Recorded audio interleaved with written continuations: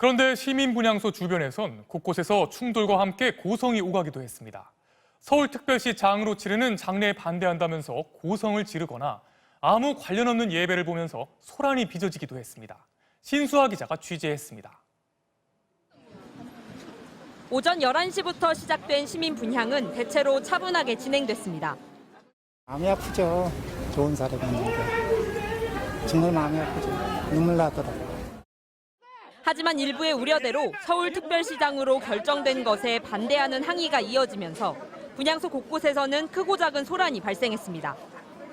소산집에 와가지고 이 새끼 이 만지세 범죄자를 국민 혈세를 들여서 저렇게 돈 들여가지고 5일장 서울시장으로 국민 세금을 쓰는 것이 박 시장이 인권 변호사로 출발해 시민운동에 여러 영향을 준 것에 대한 인정은 그래도 해야 한다는 이른바 온정론과 반대로 큰 무리를 일으킨 사람에게 세금을 들여 장례를 치르는 건 그 자체가 모순이라는 비판론이 하루 종일 맞섰습니다.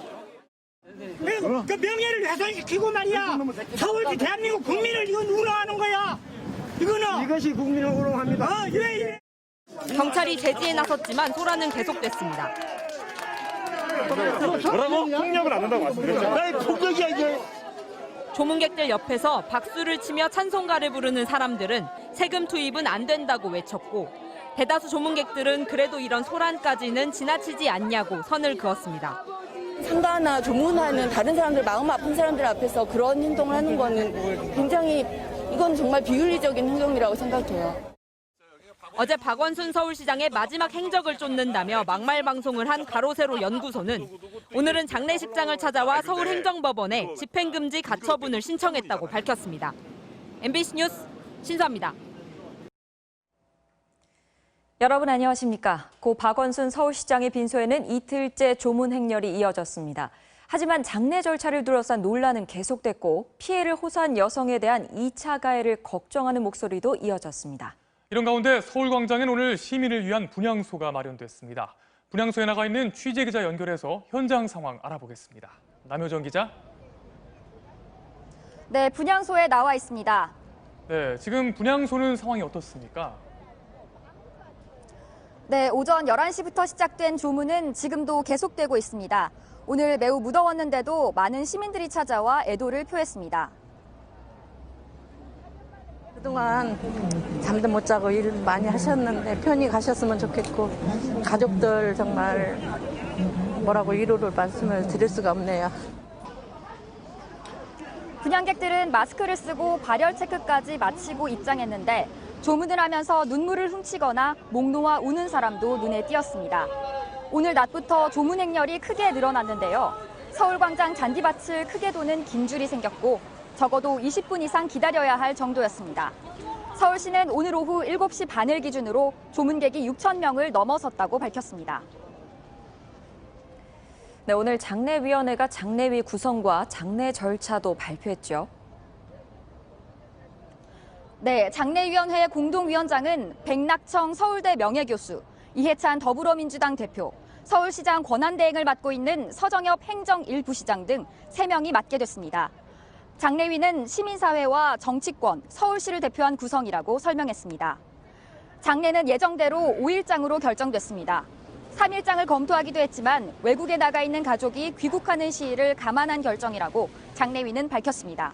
모레 아침 7시 반 발인 절차에 들어가고 8시 반 서울시청에서 연결식이 진행됩니다.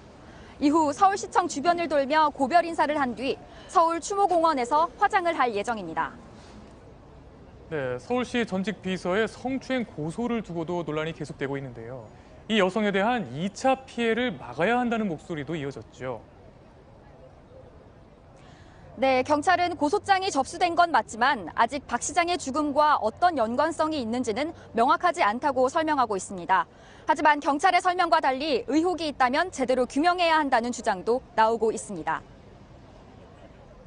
왜 그거를 밝힐 수 있는 기회가 분명히 있는 건데 그 기회조차도 왜 본인이 저버렸나 이런 생각도 드는 것 같고 좀 안타까운 부분도 좀 분명히 있다고 생각해요.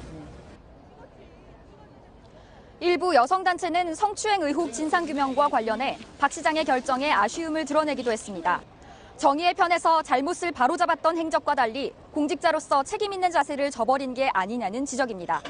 그러면서 온라인에서 피해자를 찾아내려는 2차 가해가 버젓이 자행되고 있다며 용기를 낸 피해자와 연대하겠다는 뜻을 밝혔습니다. 한편 성추행 의혹을 이유로 박 시장의 장례가 가족장으로 치러져야 한다는 청와대 국민청원에는 43만 명 이상이 동의했습니다. 지금까지 서울시청 시민분향소에서 MBC 뉴스 남효정입니다.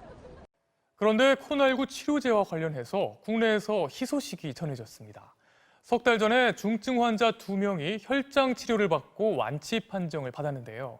이 혈장 치료제가 다음 주부터 임상시험에 들어갑니다. 올해 안에 치료제를 개발하는 게 목표라고 합니다. 박윤수 기자가 보도합니다. 코로나19 확진 사흘 만에 폐가 하얗게 보일 정도로 폐렴이 급속히 진행됐던 67살의 여성.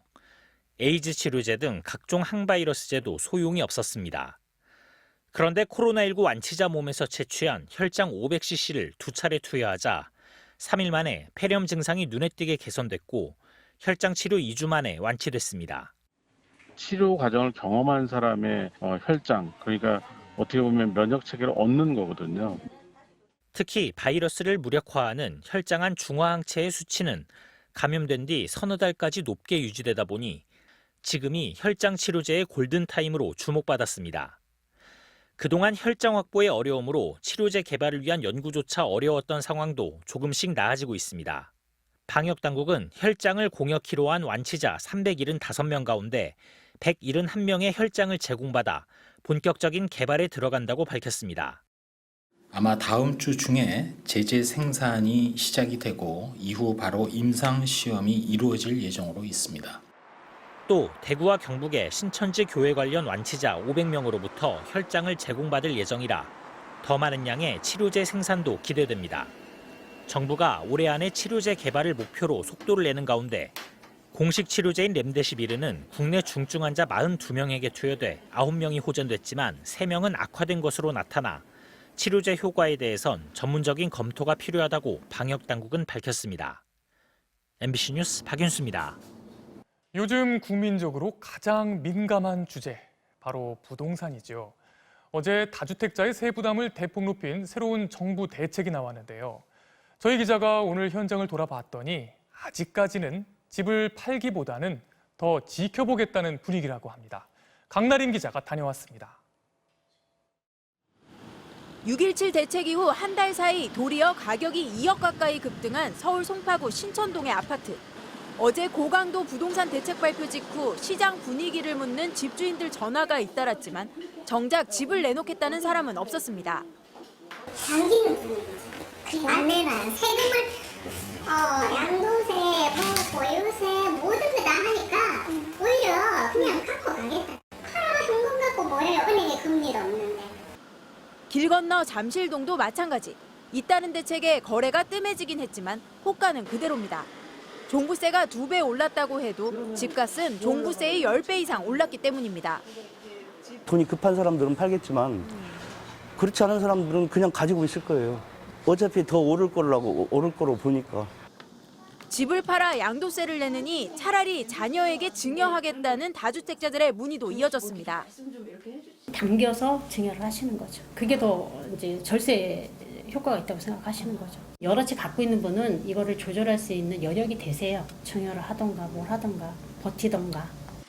정부는 종부세가 부과되는 내년 6월 이전에 다주택자들이 집을 팔 거라고 보고 있지만 이들이 집값이 더 오를 것을 기대하고 계속 집을 끌어안고 있으면 오른 종부세를 전월세 세입자들에게 전가시킬 거라는 우려도 나옵니다. 안 팔겠다라고 버티게 되면 그 사람들이 늘어나는 세금을 보전할 수 있는 조치라는 건 세입자한테 전가하는 거잖아요. 전셋값이 만기가 되면 왕창 오르든지 월세로 전환시켜가지고서 월세로 받든지. 정부와 여당은 이런 부작용에 대비해 전월세 인상을 제한하고 임대료를 미리 올릴 경우 법을 소급 적용하는 내용의 임대차 3법 개정안을 이달 안에 국회를 통과시킬 방침입니다. MBC 뉴스 강나림입니다.